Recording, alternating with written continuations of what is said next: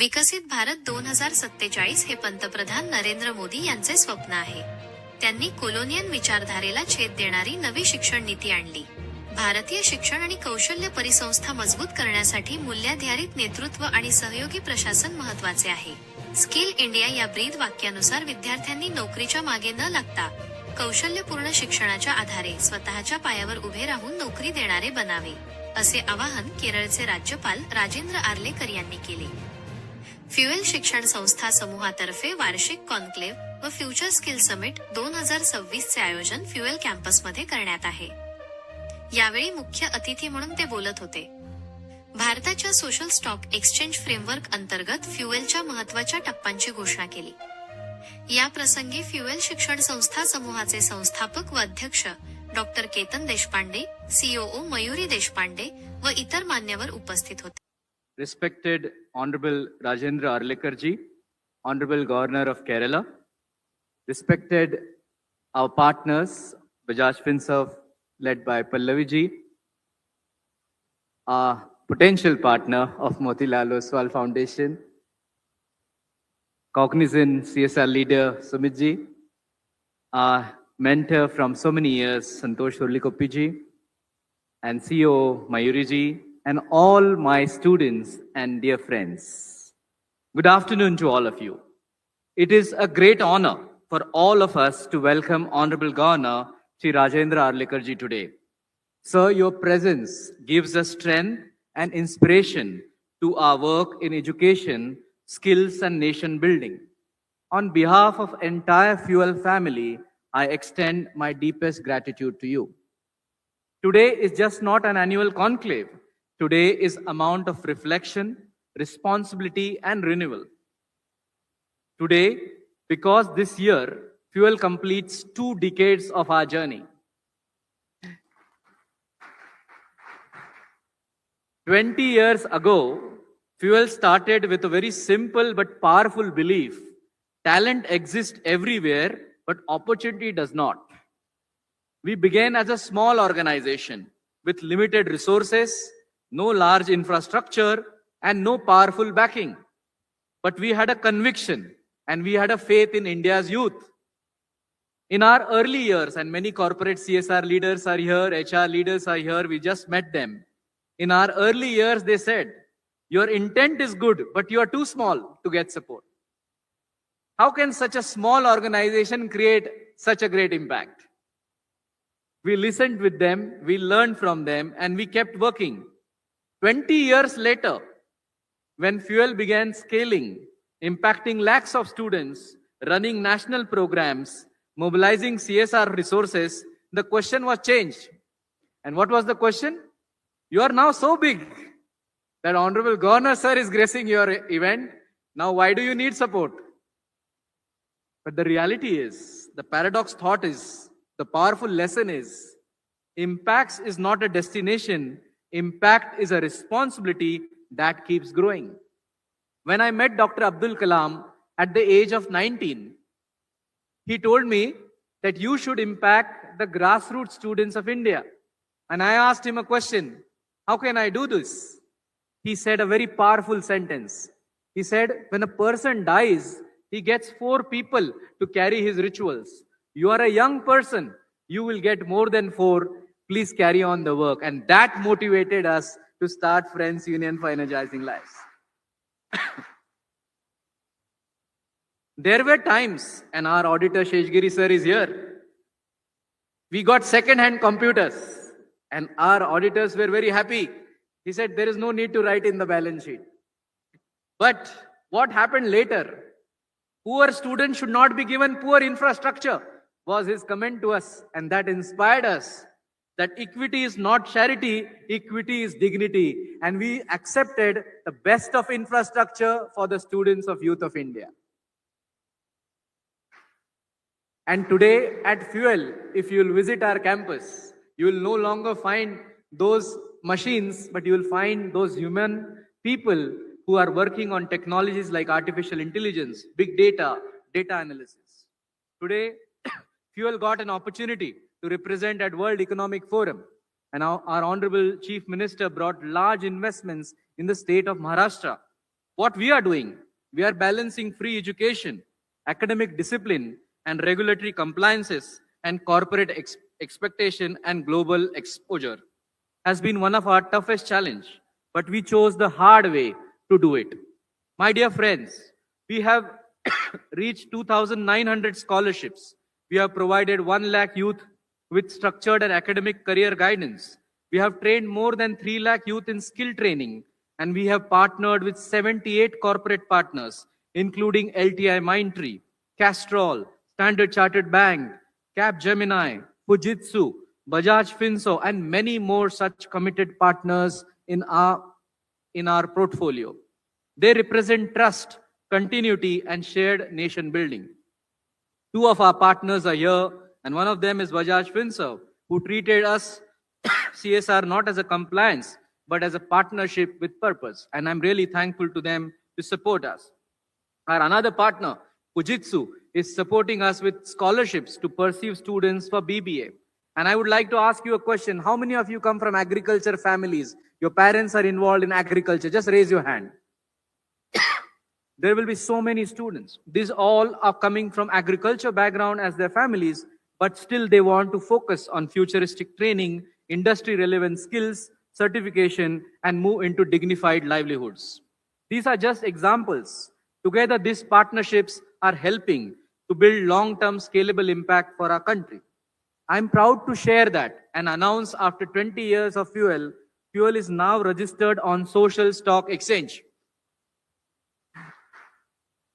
This step reflects our commitment to transparency, governance, and measurable outcomes. We believe social organizations must be professionally governed as corporates, if not more. What makes Fuel University different? And I would like to thank our Honorable Education Minister, Sri Chandrakant Dada Patil, for supporting us to enable our university in coming days. All the staff members of his office is present here, led by Advait. We are going to make a university that students will not study in isolation, but from industry. Corporates will not be visitors, but they will be co-creators of curriculums and skills. Learning will be employment linked and not just degree oriented. Skills will be taught with industry demand and not outdated syllabus. And talent is recognized based on capability, not background. UL University is not just about creating graduates, it is about creating job-ready professionals. At Fuel, we strongly believe in impact hiring. Many of you corporate leaders are here. I want to tell you, our Gen Z is extremely clear about what they want, and they are honest about it. One of my students asked me recently, "Sir, job role to theek hai, the job role is fine, but will my office look good on Instagram?" And everyone laughed, but the reality is familiar. A 3-month internship can look bigger on LinkedIn than a 3-year learning curve. A fancy office background can get more likes and solid skills. And sometimes job is judged faster by location and brand. But corporates smile because they see this every day. Educators smile because we face it every admission cycle. We have colleges and representatives from various walks of Pune here. We at Fuel gently flip this conversation. We ask students to focus less on how does this job look today and more on what will be the job make me capable of tomorrow. This is something which we are trying to do. Honorable Governor Sir, if credible impact-driven organizations like Fuel are supported, many more fuels can be created. And my mission is that I'm very thankful to the Maharashtra Education Society to take me on the board to participate in the CSR cell for a long traditional institute. That is what we are going to do. We need more fuels. We need more organization, and we'll not be competition for anyone, but we'll be co-creators so that many institutes can be participant. Today we have engineering colleges like Vishwakarma Group, whom we are very proud of, whom we associated from last so many years, and we are working with them shoulder to shoulder. Thank you very much. Endowments, university, school partnerships, scholarships, impact hiring, infrastructure creation. All of this requires a lot of hard work. And I want to thank Dr. Yusuf Ahmed, Padma Bhushan, and also the chairman of CIPLA, who has donated a significant endowment to start the School of Science at Fuel University. We appeal corporate leaders to be part of us. We have 5 schools. Each school has to be named after one corporate. But after meeting today around 30 to 40 corporates, I have been advised that the number of schools can be increased because the support will be more if you do great work. So I thank all of you, and I want all of you to look at our students who will be your next future human resources. On behalf of them, I want to tell you, there is a fire in the belly. उनके pass बहुत ताकत है. भले background शुरुआत में कम हो, communication skills कम हो, या उनकी इकोनॉमिक बैकग्राउंड वैसी ना हो जो आप चाहते हो, but they have a fire in the belly and they want to achieve lot in their life. And I have seen many students who pass out from Fuel. They do wonderfully great work at the corporates and increase their profit. And the more they increase the profit, more is the CSR and more is the Fuel organization going to grow. So I would request all of you to support them, give them that opportunity so that life will teach them to make them great. I also want to tell you that I did my PhD in CSR.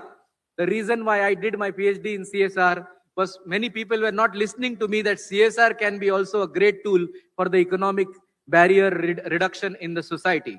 And today we had Honorable Governor Sir speaking to all the CSR leaders. He said, I want to listen to all of you and understand what you are doing so that I can do great work for the society. So again, I want to thank him for being with us. And lastly, I want to say, 20 years ago, Fuel began with a question. Can one organization change life at scale with integrity? Today, standing here with the Honorable Governor's presence, with committed corporate partners, we say with conviction, yes, it is possible. Together we can and we will make the difference. Thank you very much. नमस्कार.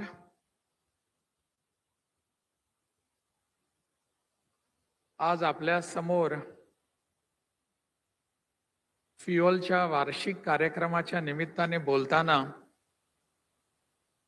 मनस्वी आनंद होत आहे. खूप दिवसापासूनची इच्छा होती की या कार्यक्रमात यावं. मागे काही दिवसांपूर्वीच डॉक्टर केतन देशपांडे यांची भेट झाली होती. त्यानंतर त्यांचा आग्रह होता की मी या कार्यक्रमाला यावं. But today was the day where it happened and I could make that I am before you now today. आजच्या या कार्यक्रमाच्या निमित्ताने व्यासपीठावर उपस्थित आहेत स्वतः केतन देशपांडे, ज्यांचा आज वाढदिवस आहे. आणि म्हणून मी तुम्हा सगळ्यांच्या वतीने केतन देशपांडे भरपूर शुभेच्छा देतो. परमेश्वराची कृपा अशीच त्यांच्यावर राहावी आणि समाजसेवेचं घेतलेलं व्रत असंच त्यांच्या हातातून सतत घडत राहावं एवढीच मी अपेक्षा करतो. व्यासपीठावर आहेत श्रीमती मंजुरी देशपांडे, श्री संतोष हुरेली कोप्पी, पंडित माले, श्रीमती पल्लवी गोंढालीकर, श्रीमती प्रभाषा रॉय, श्री सुमित साहा, अन्य सगळे उपस्थित व्यासपीठावर सभागृहात बसलेले सगळे मान्यवर, भगिनी आणि बंधूंनो. As I said, it is a different occasion for me today to be amongst you. I need not introduce you what is Fuel, what it stands for, and what it wants to do in near future. Our country has been projecting different skills towards the people, how it should be, our whole country should be skilled, and how that skill can be used in the progress and development of our society and the country. As was mentioned by Dr. Ketan himself, आपल्या प्रधानमंत्र्यांनी देशाला कौशल्य विकासाचा जो एक वसा दिलेला आहे, त्या संदर्भात काय काय करण्याची आवश्यकता आहे हे सामान्य जनतेपर्यंत पोहोचलेलं आहे. आताच आपण माननीय मंत्री चंद्रकांत पाटील यांचं संबोधन ऐकलं. त्यात सुद्धा त्यांनी याच विषयावर भर दिलेली आहे की how we can develop our self as a skilled nation. What we could do, in fact, we should have done this in last many years, but we could not do. I will not go into the reasons why we could not do. But fact is that it remains here that we could not do for last 75 years.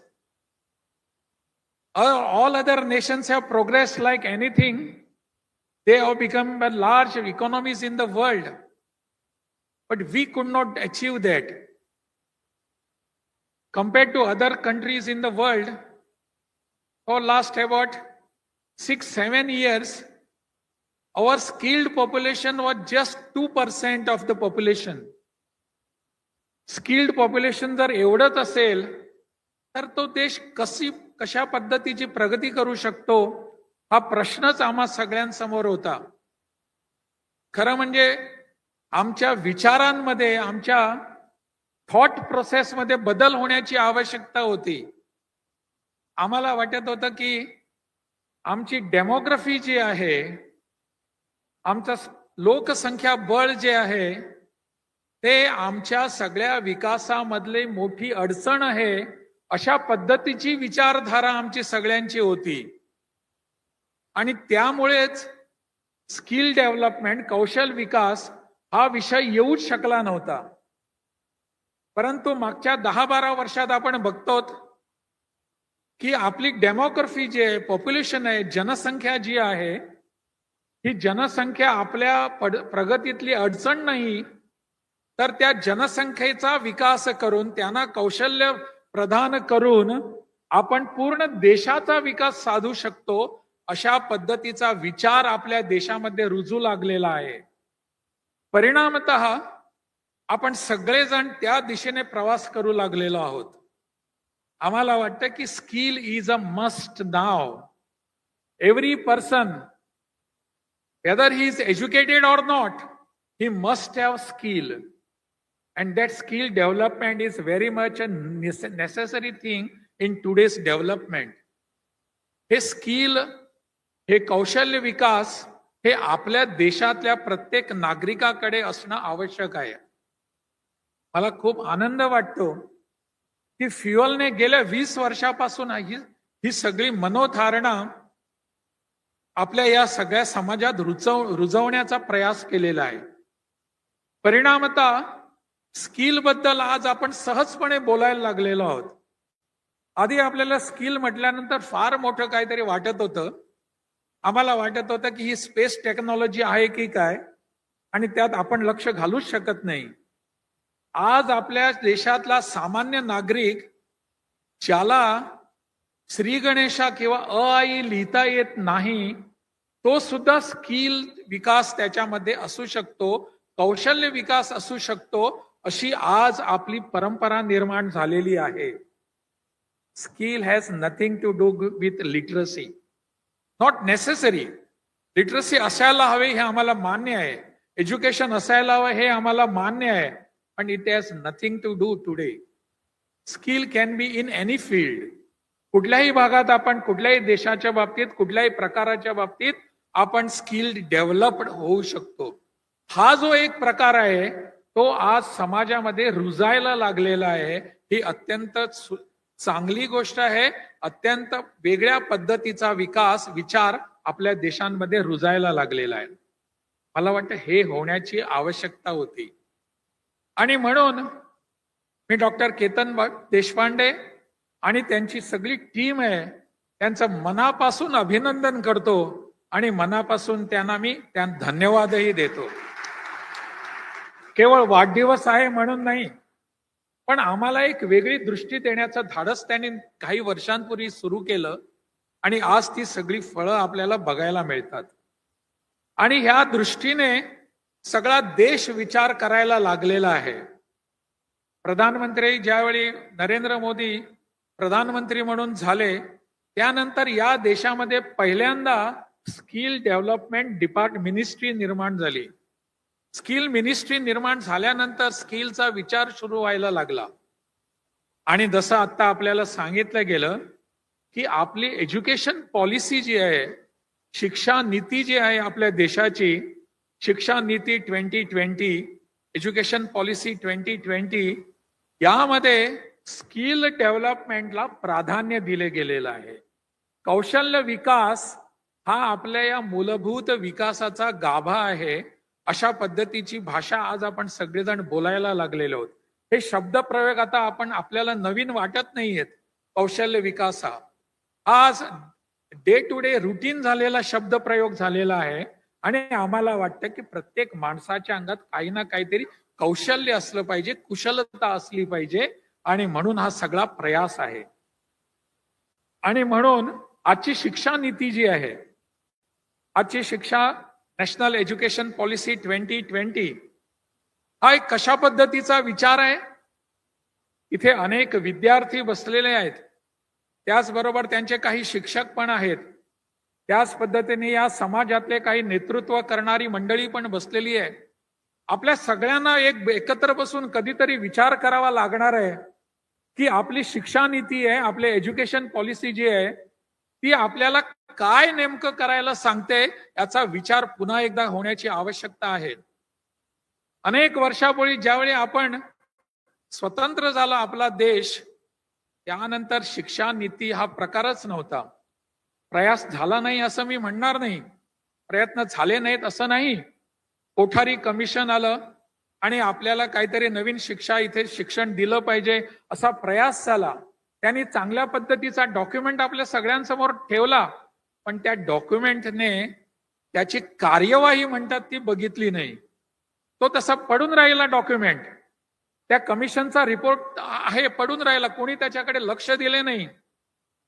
देश स्वतंत्र झाल्यानंतर आपल्या समोर मोठी संधी होती की आपल्या देशाची शिक्षा नीती काय असावी हे आपण ठरवायला हवं होतं. त्याप्रमाणे त्याची कार्यवाही करण्याची आवश्यकता होती. हे आपण करू शकलो नाही, ही वास्तविकता आहे. हे समजून घेतलं पाहिजे. आज 75 वर्षानंतर साधारणपणे अशी एक नवी शिक्षा नीती आलेली आहे की जी आपल्या देशाला कुठेतरी वेगळ्या ठिकाणी घेऊन जाण्याचा प्रयत्न करते आहे. आमची विचार पद्धती कशी होती? आमची विचार पद्धती ही कॉलोनियल होती. ब्रिटिशांनी जे सांगितलं ते आपण पुढे घेऊन जायचं आहे. आमची विचार पद्धती, आमची काही बुद्धिमत्ता याच्याशी आमचं काही देणं घेणं नाही, अशा पद्धतीचा विचार करणारी लोक आपल्या देशात होती. आज त्याच्यात बदल झालेला आहे. आमची विचार करण्याची कुवत आहे, आम्ही सक्षम आहोत. आमची बुद्धिमत्ता देशातल्या कुठल्याही भागात जाऊ शकते. जगातल्या कुठल्याही स्तरावर आपल्या बुद्धिमत्तेला तोड नाही, अशा पद्धतीचं एक वातावरण आज निर्माण झालेलं आहे. म्हणून कॉलोनियल जो थॉट होता त्याला आपण छेद देऊन, त्याला आपण बाजूला करून एक नवीन शिक्षा नीती आणलेली आहे. या नवीन शिक्षा नीतीचा आवश्यक असा उपयोग आपण प्रत्येक क्षेत्रात करून घेतला पाहिजे, प्रत्येक शिक्षण संस्थेने करून घेतला पाहिजे. मग आपल्याला वाटायला लागतं की या शिक्षा पद्धतीत काही ना काहीतरी इनोव्हेटिव्ह करण्याची गरज आहे आणि ते दुसऱ्यांनी कोणी नाही, मी करू शकतो, अशी भावना ज्यावेळी निर्माण होते त्यावेळी फ्युएल सारखी संस्था निर्माण होते. त्यावेळी फ्युएल सारखी संस्था आपल्याला एक कौशल्याचा विकासाचा मार्ग दाखवते. कॉलोनियल थॉट जो होता त्याला छेद देणारी आपली शिक्षा नीती आली आहे. मला तर नेहमी वाटतं, मी त्या शिक्षा नीतीवर थोडंसं वाचन केलेलं आहे म्हणून काही गोष्टी तुम्हाला सांगू शकतो. शिक्षण नीती आपल्या देशाची जी आहे, it is a decolonise our education system. आम्हाला वसाहतवादी ब्रिटिशांनी सांगितलेली शिक्षण नीती तीच पुढे न्यायची होती अशा पद्धती. आणि म्हणून आज कौशल्याचा कुशल असलेला विद्यार्थी, कुशलता असलेला आपला प्रत्येक नागरिक ही आजची गरज आहे. आणि ही गरज असताना आपण एक गोष्ट लक्षात ठेवली पाहिजे. थोडासा वेगळं वाटेल तुम्हाला विषय, परंतु हे आवश्यक आहे. आपल्या शिक्षणाचं ध्येय काय असायला? Individual building, character building and then the nation building. हे जे आहे हे शिक्षणाचं मूल तत्व आहे, मूल गाभा असतो. प्रत्येकाने करण्याची आवश्यकता आहे. आज आपल्या देशाला काय गरज आहे? आज आपल्या देशाला जी गरज आहे ती इंडस्ट्रियल वातावरणाची नाहीये. ते ऑलरेडी आपल्याकडे आहे. मला वाटतं अशा पद्धतीची इन्स्टिट्यूट ज्यावेळी असते, फ्युएल सारखे इन्स्टिट्यूट, त्या इन्स्टिट्यूट में समाजाला काय दिलं पाहिजे याचा विचार केला पाहिजे.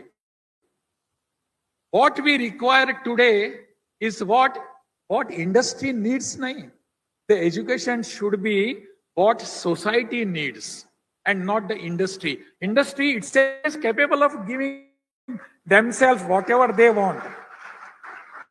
Time is now. We have to rethink what society needs.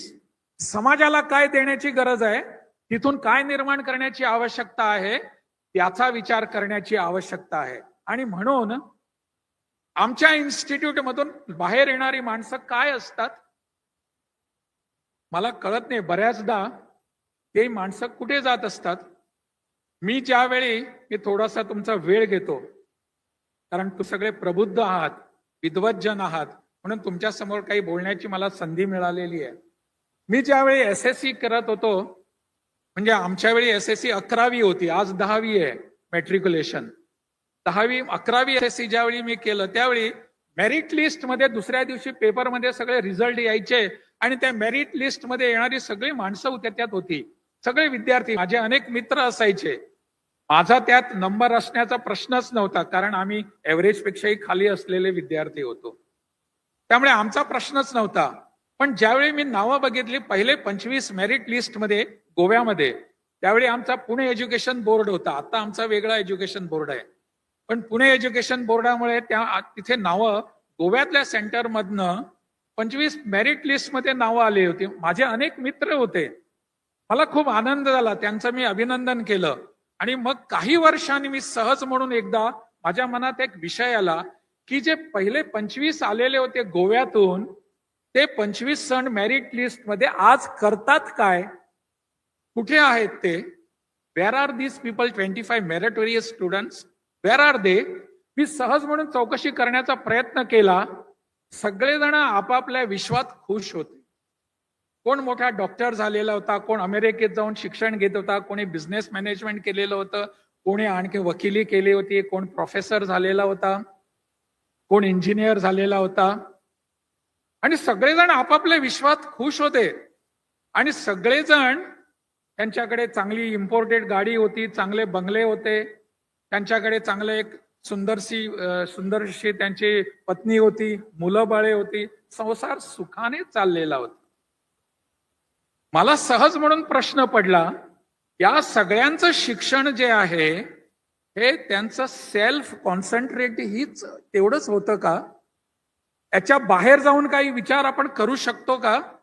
मी, माझं कुटुंब, माझं घर, याच्यापेक्षा बाहेर काही शिक्षण असतं का?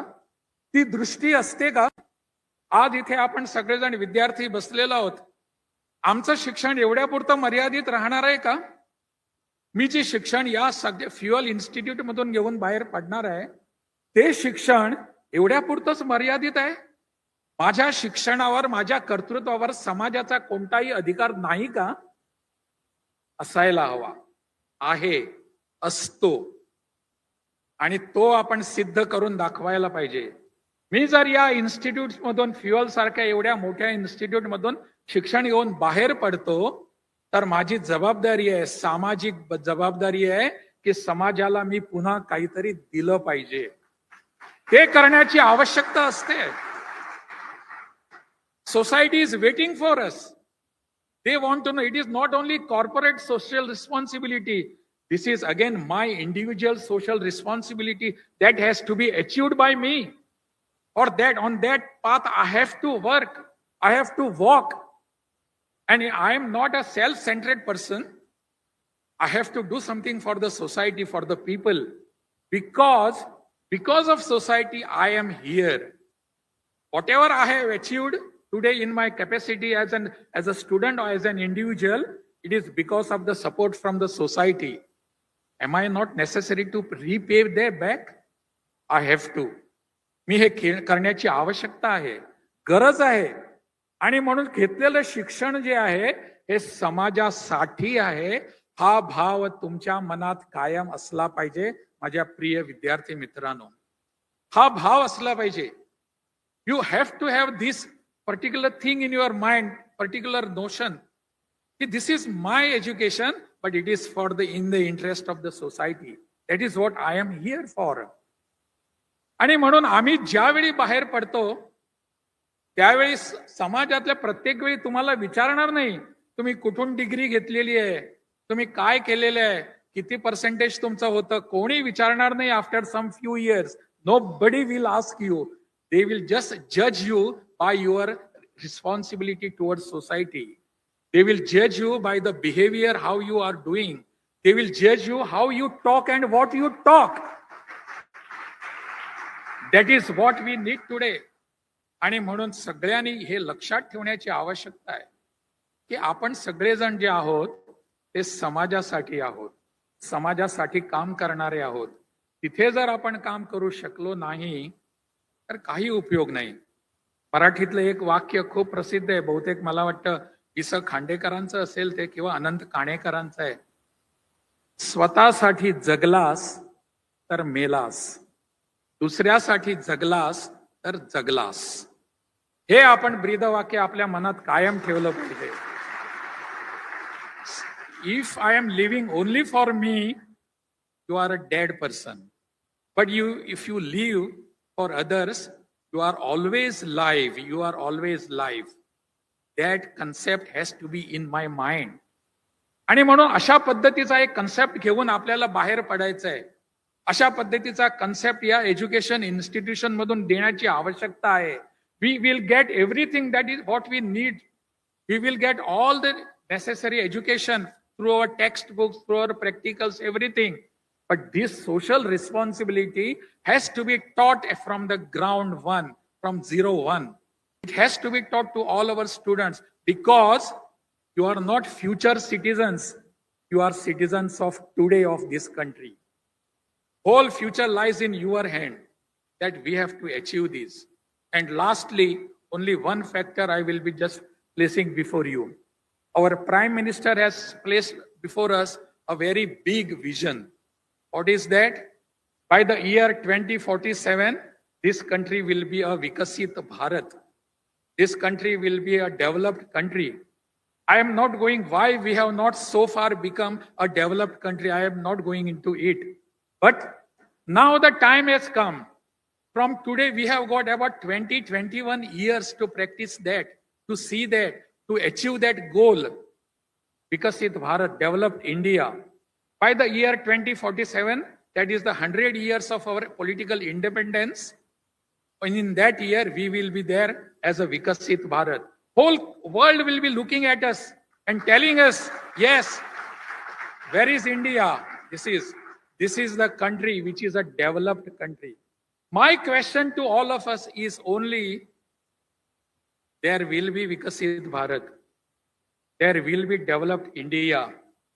What is my contribution to Vikasit Bharat? What is my contribution? It is only the dream of Prime Minister who is sitting in Delhi. Is it not my dream? It is not your dream.